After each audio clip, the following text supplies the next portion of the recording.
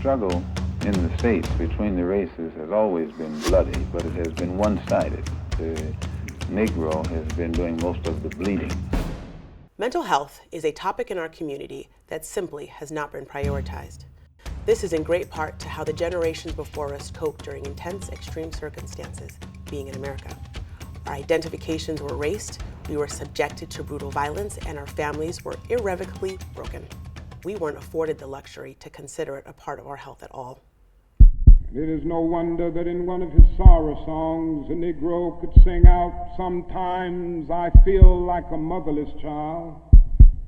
What great estrangement, what great sense of rejection caused the people to emerge with such a metaphor as they looked over their lives.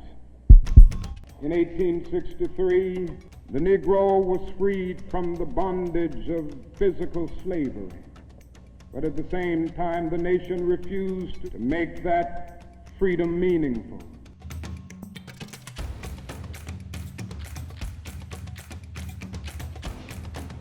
These events and more have created a survival mentality that has lasted until today. A lot of us are experiencing the same trauma-driven socio-political agendas.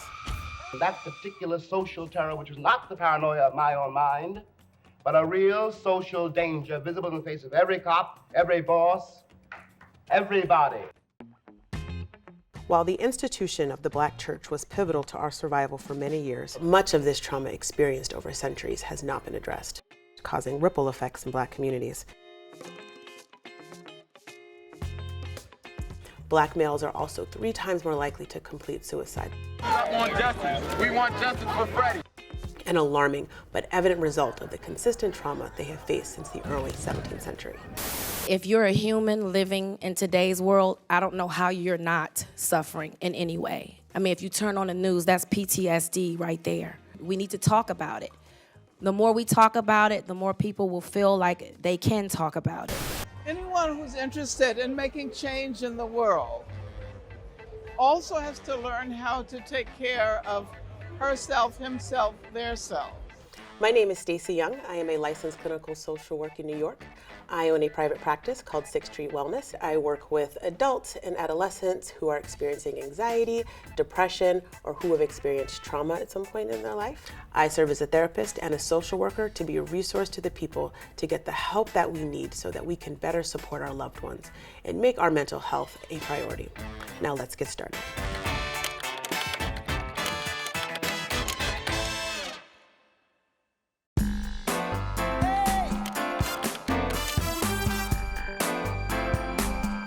Hi, Justine. So this is a really great question, and I just really have to acknowledge that, yes, finding a therapist can be incredibly challenging and overwhelming. One of the best places to start is to think about, why do I want to go to therapy and what goals might I have? So something might be, you know what, I have an experience and it's just really been on my mind, and so I want to find someone who is really an expert in trauma. So I'm going to start my search by looking for a trauma therapist. Sometimes I don't know what my goals are. I know I just have a lot of things going on in my head and I just want to be able to talk about it. So I'm going to be looking for someone who is, who works with people who this is their first time in therapy and is really going to be able to help them get acquainted to the process. The second step that you want to do is figure out, what resources do I have to pay for it? And that's a big question because I know therapy can be really expensive. And so one of the things you want to figure out is, are you going to pay for this through insurance or are you going to go through self-pay options?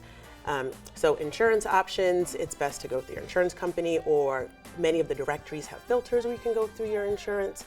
You can also go through self-pay. It gives you a lot more options, and you can pretty much go with anyone that you find. When I was looking through my therapist, I approached it from a form of dating. And I just found a couple people that I said, you know what, I'm gonna give them a call. Most therapists offer a free 15-minute consultation and just have a chat with them just to see who it is that I feel like I would be the best match with. I had conversations, asked some questions. Questions you might ask are, who do you normally work with? Are you used to working with Black people? Do you work with people who identify as queer? Any kind of questions that you feel like, are really important to you and what you might be looking for in a therapist.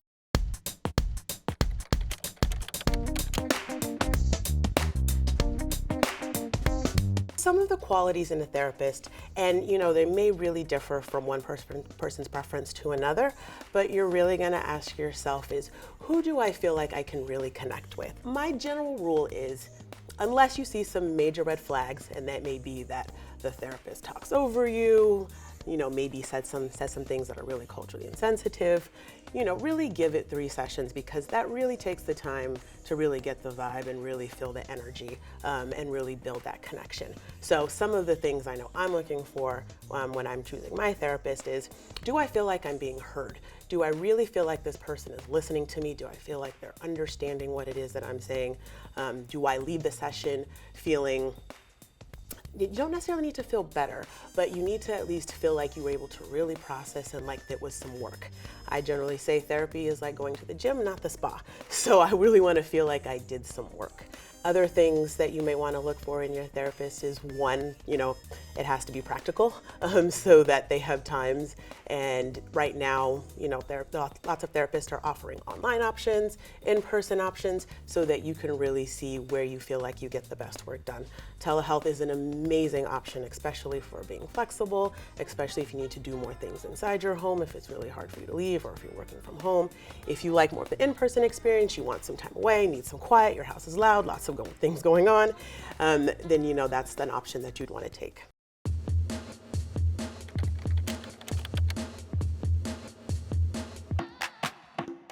Hi, Rory. I know sometimes when you're looking for a therapist, it can be incredibly confusing. One of the main differences between a therapist and a psychiatrist is the psychiatrists have gone through medical school, so they're the only ones who are allowed to prescribe medication. And psychologists, they are doctors, they have doctorate degrees, but they did not necessarily go through the medical school route, so they may not necessarily be able to prescribe medications. Now, you can see a psychiatrist and a therapist together. Sometimes you do therapy with the therapist, and you would get medication from the psychiatrist. I wouldn't get too caught up on titles unless your goal is to seek medication, and even then, you can even talk to your therapist or your psychiatrist to figure out what's the best combination for both.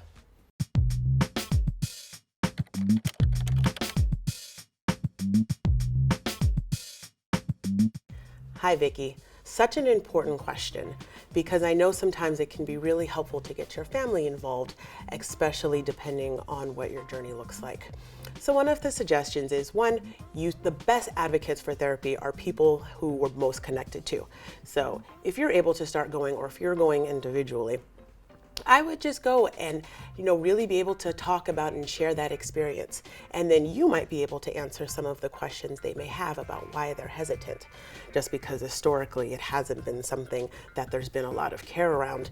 And so sometimes we really just need to be able to open up the conversation and really just be able to talk about it. If you're talking about your kids and they're like, what is therapy? I don't need that. That's something, that's something that other people do.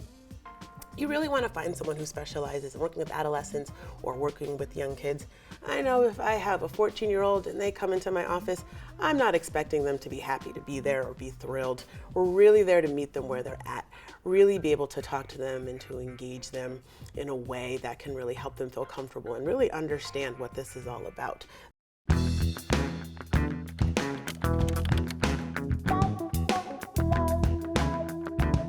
Hi, Cynthia. This is such an important question.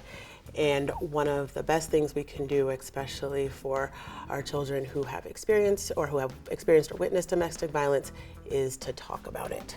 And sometimes we really think we're protecting our kids by keeping them away from it. But really what we want to do is lean into the conversation. Even though it might be scary, even though it might feel really awkward, our young people, our kids, they're so resilient, and they're also really smart. They know what's happening. They witnessed it, and they have feelings about it. They have thoughts about it. And if you're not talking about it with them, chances are they're talking about it with someone else. Sometimes kids, they feel like guilty, like it's their fault, like they should have done more to protect you. Sometimes they feel really upset at the parent who was the abuser, and they feel really hurt by their actions, and they need to be able to process that. Allow them to ask any questions that they may have, anything that they may have questions about. I know it can be incredibly hard to hold that information, but it can be incredibly helpful in the long run, because then we can really go and understand their feelings.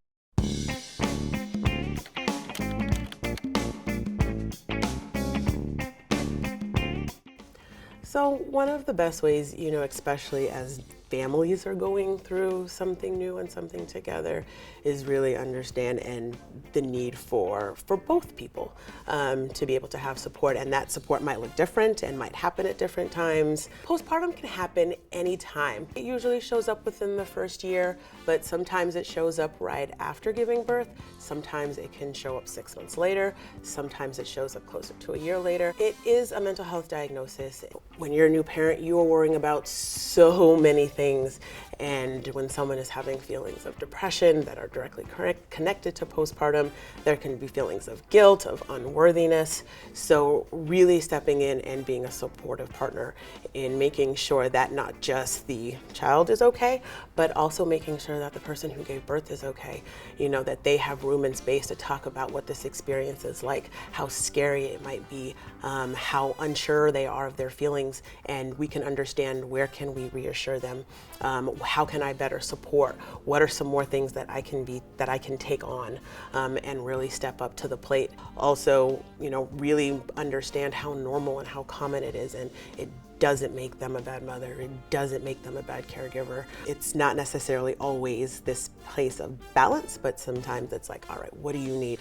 All right, now how do we switch back and figure out what it is that you need? So when we're talking about how do we support, especially young Black fathers, how do we support fathers in general, really making sure that there also is permission for this to be really scary and for this to be really new and to have lots of questions.